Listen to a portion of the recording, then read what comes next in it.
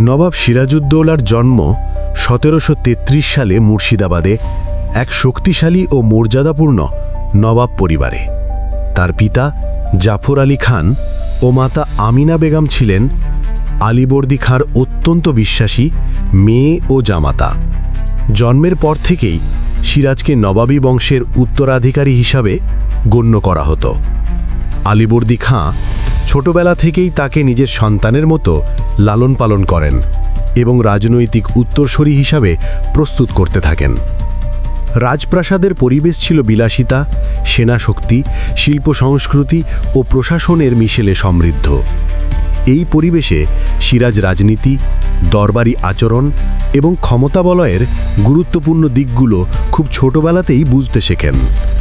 তবে প্রাসাদের ভিতরে হিংসা, ঈর্ষা এবং উত্তরাধিকার নিয়ে গোপন দ্বন্দ্বও ছিল প্রবল। সিরাজের সম্ভাবনা ও জনপ্রিয়তার কারণে অনেকেই তার বিরুদ্ধে ষড়যন্ত্রে লিপ্ত হয়। তবুও নানার স্নেহ ও বিশ্বাস তাকে আত্মবিশ্বাসী করে তোলে। শৈশব থেকেই তিনি দৃঢ়চেতা, দ্রুত সিদ্ধান্ত গ্রহণে সক্ষম এবং সাহসী স্বভাব প্রদর্শন করতেন। তার বেড়ে ওঠা ছিল ভবিষ্যতে বাংলার নেতৃত্ব গ্রহণের জন্য এক অনিবার্য প্রস্তুতির পথ।